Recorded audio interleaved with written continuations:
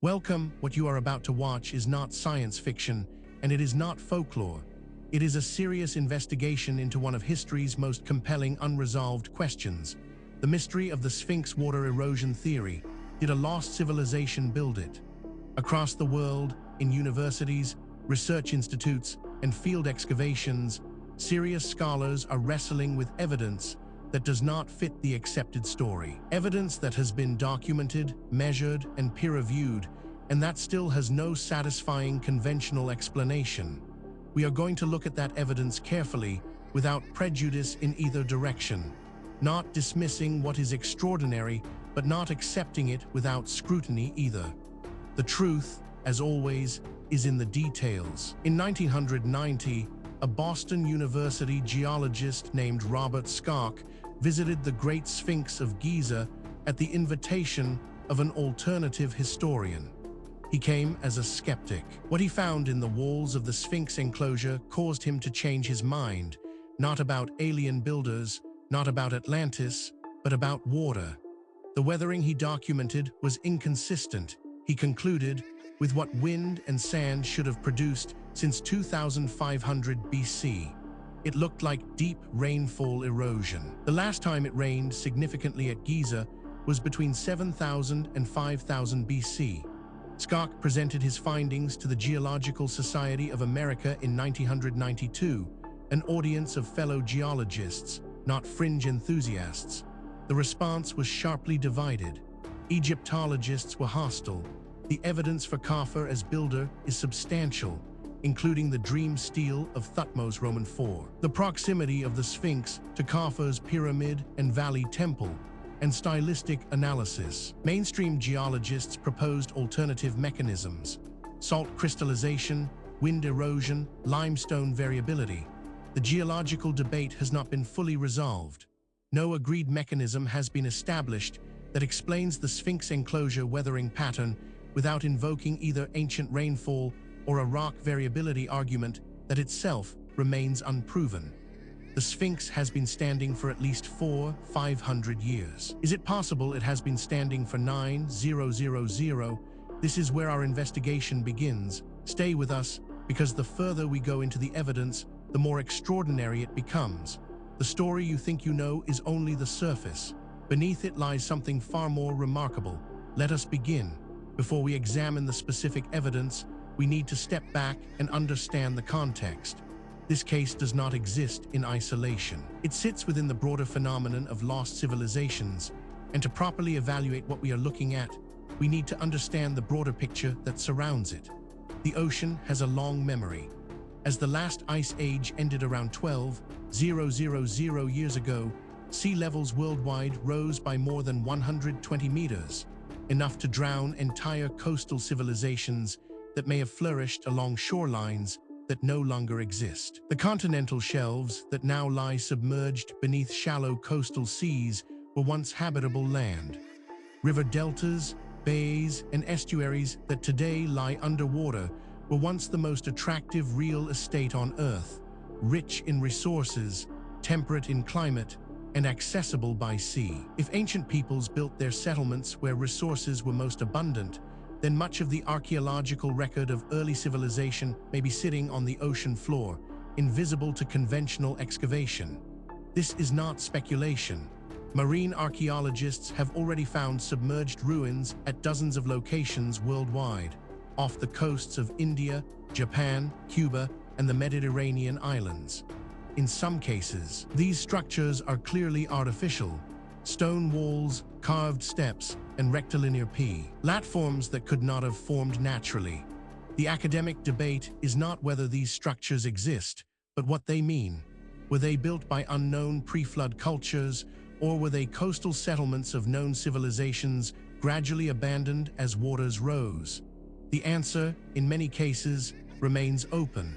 What oral traditions add to this picture is equally significant. Cultures living on or near the sea throughout the tropics and subtropics carry remarkably consistent flood narratives, stories of a great inundation that drowned an earlier world.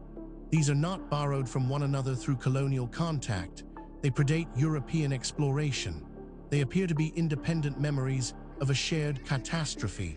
the end of the last ice age, when the world coastlines changed forever and entire ways of life were drowned. The civilizations that built on those shores, if they existed, vanished beneath the waves. This context matters because it tells us something important. What we are about to investigate is not an isolated curiosity. It is part of a pattern that researchers in multiple fields have been independently documenting for decades. And patterns, in science, demand explanation. With that foundation in place, let us now turn to the specific case at hand. Now we reach the heart of the matter. The core evidence surrounding the Sphinx Water Erosion Theory, did a lost civilization build it, is more extensive, more verified, and more troubling for conventional explanations than most people realize. Let us walk through it systematically, fact by fact, and allow the evidence to speak for itself. We are not going to speculate here. Every point that follows is documented in peer-reviewed publications, official archaeological records, or government archives that are publicly accessible. The question is not whether these facts are real. The question is what they mean. Consider this first extraordinary detail. The Great Sphinx of Giza is carved directly from the bedrock of the Giza Plateau. Mainstream Egyptology dates it to approximately 2500 BC, during the reign of the 4th dynasty, Pharaoh Khafre. Evidence for Khafre includes the dream stele of Thutmose Roman IV, which uses language interpreted as associating the Sphinx with Khafre, the Sphinx's proximity to Khafre's pyramid and valley temple, and the stylistic resemblance of the Sphinx's face to known portrait statuary of Khafre. This single data point, if taken in isolation, might be set aside. Anomalies happen, instruments malfunction, researchers make mistakes. But as we continue, you will see that this is not an isolated anomaly. It is part of a consistent and documented pattern. But that is only the beginning. Researchers also discovered Robert Schoch, a Boston University geologist, examined the Great Sphinx and its surrounding enclosure in 1990 and 1991 at the invitation of author John Anthony West. Schoch focused on the weathering patterns visible on the walls of the Sphinx enclosure, the trench cut into the Giza bedrock from which the Sphinx was carved. He concluded that the deep, rounded, vertically oriented weathering fissures he observed were produced by prolonged rainfall rather than by wind erosion or the chemical action of wind-blown sand. Now, a skeptic might propose an alternative explanation for this, and that is entirely reasonable. We should always test alternative explanations before accepting extraordinary ones. The problem is that the alternative explanations, when examined carefully, create more problems than they solve. The mystery deepens when we examine the last period of significant rainfall at the Giza Plateau is paleoclimatologically established at approximately 7,000 to 5,000 BC, the African humid period, when the Sahara was substantially wetter than today. If Schoch's rain erosion interpretation is correct, the weathering on the Sphinx enclosure walls was produced before 5,000 BC at the earliest, pushing the date of construction to at least 7,000 years ago, and possibly considerably earlier, since weathering requires time after construction to develop. This is where the conventional account begins to strain. Each individual fact might be dismissed or minimized in isolation. But the cumulative weight of the evidence is another matter entirely. Perhaps most remarkable of all, Schoch presented his hypothesis at the annual meeting of the Geological Society of America in 1992, in a session on geological approaches to archaeological problems. His paper was peer-reviewed by geologists rather than Egyptologists and attracted serious geological debate. Mark Lehner, a prominent Egyptologist and excavator of the Giza Plateau, attended the session and argued that Egyptological evidence for Khafre's authorship was conclusive, and that a geological explanation consistent with the known date must exist. Researchers who have examined this evidence have described it as genuinely difficult to explain within the accepted framework. These are not fringe commentators.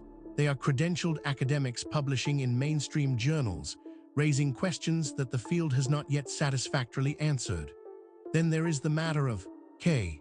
Lal Ghauri, a geologist who studied the Sphinx, proposed that the weathering visible on the enclosure walls resulted from haloclesty, subsurface salt crystallization, in which salts dissolved in groundwater migrate to the rock surface and crystallize, causing progressive spalling and erosion. Gorey argued this mechanism, driven by Nile flooding and groundwater saturation, could produce deep fissures consistent with Schoch's observations without requiring ancient rainfall. Egyptian geologist Mohammed El Arif proposed wind erosion in certain limestone types as a further alternative. What makes this particularly significant is its independence from the previous points. This is not a case of one theory requiring another. These are separate lines of evidence converging on the same uncomfortable conclusion. Adding to the enigma is this finding. Schoch updated his argument in his 2012 book, Forgotten Civilization, incorporating Göbekli Tepe, the Turkish site dated to 11,600 years ago, demonstrating complex monumental construction before the recognized Neolithic, as supporting context for the possibility of pre-dynastic sophistication. Graham Hancock, in his books Fingerprints of the Gods, 1995, and America Before 2019, uses Schoch's water erosion hypothesis as a component of his argument for a lost pre-dynastic civilization destroyed by a cosmic impact event at the end of the Younger Dryas, approximately 12,800 years ago. Taken together, these facts form a pattern that cannot be explained by coincidence, misidentification, or methodological error. Each piece of evidence has been examined by skeptics. Each has been subjected to alternative explanations. And in each case, the alternative explanation falls short of accounting for everything that has been documented. We are left with a body of evidence that demands explanation and an accepted narrative that does not provide one. This is where serious inquiry begins. Now that we have established the evidence, we need to examine the theories that researchers have proposed to explain the Sphinx Water Erosion Theory. Did a lost civilization build it? This is where the debate becomes most intense, because the theories reflect not just different interpretations of the same evidence, but fundamentally different assumptions about what is possible and what the past looked like. Understanding these theories is not just an academic exercise. Each one has been championed by serious researchers with genuine credentials, and each one captures something that the others miss. The truth, if it is ever established, will likely draw on elements of several.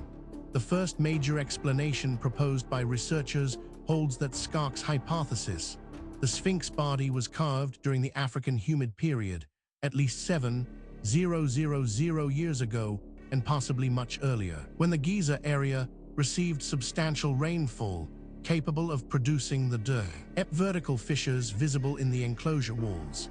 The head was recarved in the Old Kingdom, explaining the disproportionately small head relative to the body. The main objection is the weight of Egyptological evidence linking the Sphinx to Khafre and the 4th dynasty. No tools, no administrative records, and no pottery from a pre-dynastic civilization capable of carving the Sphinx have been found at Giza. This interpretation has significant academic support and is backed by substantial evidence, but it is not without problems. Critics point out that it requires assumptions that go beyond what the evidence strictly supports, and that key predictions of this theory have not been confirmed by subsequent research. It remains contested, and the contest is productive. A rival school of thought argues that the weathering pattern on the Sphinx enclosure is produced by haloclesty, subsurface salt crystallization driven by fluctuating groundwater levels, rather than by rainfall. Lal Gorey's argument proposes that this mechanism produces rounded vertical fissures similar to those Schoch attributes to precipitation. The Sphinx enclosure sits below the surrounding plateau, making it a collection point for groundwater during Nile flood periods. Critics note that salt crystallization typically produces surface pitting rather than deep, rounded vertical channels of the type visible in the enclosure. This theory is controversial, and deliberately so. Its proponents argue that the evidence demands an explanation outside the conventional framework. Critics counter that extraordinary claims require extraordinary evidence, and that the evidence presented, while suggestive, does not yet meet that standard. The debate continues in peer-reviewed literature. Perhaps the most unconventional theory suggests that wind erosion of limestone can produce vertical fissures in rock types, where harder and softer layers alternate. Mohammed El Arif's argument. The Giza limestone is geologically variable, and some layers erode significantly faster than others under wind and sand action. Hawass and Lehner argue that the visible weathering variation on the Sphinx and its enclosure reflects the local geology's inherent variability rather than a time-depth anomaly. Under this reading, no recourse to ancient rainfall or pre-dynastic construction is required to explain the observed patterns. What is striking about this debate is not merely that experts disagree. That is normal and healthy in science. What is striking is the quality of the disagreement. Serious researchers, working from the same body of evidence, reaching genuinely different conclusions. That level of fundamental disagreement, when it persists over decades, is a signal that something important has not yet been understood. The question is not which of these theories is right. The question is whether any of them is right, or whether the truth is something that none of the current frameworks has yet been able to capture. The case surrounding the Sphinx Water Erosion Theory, did a lost civilization build it, does not rest on speculation alone. What distinguishes this investigation from pure mythology is the existence of documented, physical, verifiable evidence, material that has been examined by credentialed researchers and whose authenticity is not seriously disputed. What is disputed is its interpretation. Let us review the most significant documented evidence as objectively as possible. We are not going to cherry-pick the data that supports a preferred conclusion. We are going to lay out what exists and let you draw your own assessment. Physical evidence supporting this account includes Schoch's analysis documented that the Sphinx enclosure walls show deep, rounded, vertically oriented weathering profiles not seen on other Old Kingdom monuments, including mastabas and pyramid casing stones, carved from the same Giza limestone and exposed for the same period. If wind erosion and salt crystallization explain the Sphinx enclosure pattern, they should produce similar patterns on contemporaneous limestone surfaces nearby. The differential weathering between the Sphinx enclosure and other Old Kingdom monuments is Schoch's strongest observational argument. This evidence has been subjected to independent verification. Skeptics have examined it. Alternative explanations have been proposed and tested. The data remains. The question of what it means remains open. Investigators have documented Egyptological evidence for Khafre. The Sphinx's morphology and stylistic details are consistent with 4th Dynasty royal art. The Valley Temple, immediately adjacent to the Sphinx enclosure, contains diorite statues of Khafre and appears architecturally integrated with the Sphinx. The Dream Stele, erected by Thutmose Roman IV around 1400 BC, stands between the Sphinx's paws and contains language associating the monument with Khafre's Kardach, though the relevant section is damaged. Mark Lehner's decades of excavation have produced no evidence of any pre-dynastic habitation or construction at Giza. This evidence has been subjected to independent verification. Skeptics have examined it. Alternative explanations have been proposed and tested. The data remains. The question of what it means remains open. On-site analysis revealed. Hawass and Lehner argue that the Giza Plateau limestone is highly variable in composition and hardness between layers. The Sphinx body is carved through several distinct geological members, each with different erosion rates. Softer members erode more deeply regardless of the erosion mechanism, potentially creating the illusion of deeper weathering than the exposure time would predict. This geological variability explanation has not been resolved into a quantitative model that definitively accounts for all observed weathering without invoking ancient rainfall. The debate remains technically open. This evidence has been subjected to independent verification. Skeptics have examined it. Alternative explanations have been proposed and tested. The data remains. The question of what it means remains open. Each individual piece of evidence might, in principle, be explained away. A single anomalous artifact might be misidentified. A single anomalous date might reflect contamination. A single anomalous eyewitness account might reflect misperception. The question is whether all of the evidence can be explained away, and whether the explanations required are more or less plausible than the evidence itself. When multiple independent lines of inquiry converge on the same conclusion, that convergence is the most powerful signal in empirical science. And that is exactly what we are seeing here. We have examined the history, the evidence, and the theories surrounding the Sphinx Water Erosion Theory. Did a lost civilization build it? Now we need to ask the question that is sometimes overlooked in discussions of ancient mysteries. Why does this matter? What does it mean for us today? It would be easy to file this away as an interesting historical curiosity, a puzzle from a distant past with no bearing on our present lives. That would be a fundamental mistake. The questions raised by this case touch on issues that are directly relevant to who we are, where we came from, and what the human story actually looks like before the period covered by conventional history.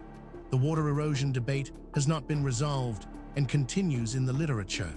Schoch updated his argument in Forgotten Civilization, 2012, incorporating Göbekli Tepe as supporting context. Lehner and Hawass maintain the 2500 BC Khafre dating based on Egyptological evidence they consider conclusive. The geological question of weathering mechanism, rain, salt, wind, or limestone variability has not been settled with a quantitative model acceptable to all parties. Graham Hancock uses Schoch's hypothesis in his Lost Civilization arguments, widely disseminated through his Netflix series Ancient Apocalypse, 2022. Dating the Sphinx by geological means alone is complicated by unknown historical rainfall patterns and the Sphinx's variable limestone geology. The enclosure walls have not been re-examined with modern quantitative weathering analysis. Whether the Sphinx is 400–500 years old or considerably older remains one of the more substantive open questions in ancient history. Furthermore, the tools available to investigate these questions are advancing rapidly. Satellite imaging, ground-penetrating radar, ancient DNA analysis, isotopic tracing, and deep-sea sonar are all providing capabilities that previous generations of researchers could only dream of. Cases that were genuinely unresolvable 10 years ago are now open to new analysis, and the findings, consistently, are expanding rather than contracting the mystery. The investigation continues. New discoveries are being made. New analyses are being published. New voices are entering the conversation from disciplines that were not previously part of the discussion. The answers, when they come, and they will come, will not merely solve a historical puzzle. They will force a fundamental revision of assumptions that underpin our entire understanding of human history and human potential. We have now walked through the complete case of the Sphinx Water Erosion Theory. Did a lost civilization build it? From the historical record, through the physical evidence across the competing theories, and into the modern significance of what remains unresolved. What the story of Great Sphinx ultimately reveals is not just a historical puzzle. It is a mirror. It reflects our assumptions back at us, our assumptions about what ancient people were capable of, about how knowledge is gained and lost across the centuries, and about the relationship between what we know and what we merely think we know. The evidence presented in this documentary is real. The questions it raises are genuine. The debate among researchers is ongoing, and that is healthy. Science is not a set of conclusions. It is a process, and the process requires that we remain open to evidence that challenges what we thought we knew, however uncomfortable that challenge might be. If you came to this documentary as a skeptic, we hope the evidence gave you something to think about. If you came as a true believer, we hope the critical examination gave you a more nuanced picture. The truth, as always, lies in the evidence, not in what we want to be true. Thank you for watching. If this investigation sparked your curiosity, please subscribe to the channel. We publish new documentaries every week, covering the full range of historical mysteries that the mainstream has not yet adequately explained. Leave a comment below telling us which case you want us to investigate next. The conversation continues. The investigation never ends.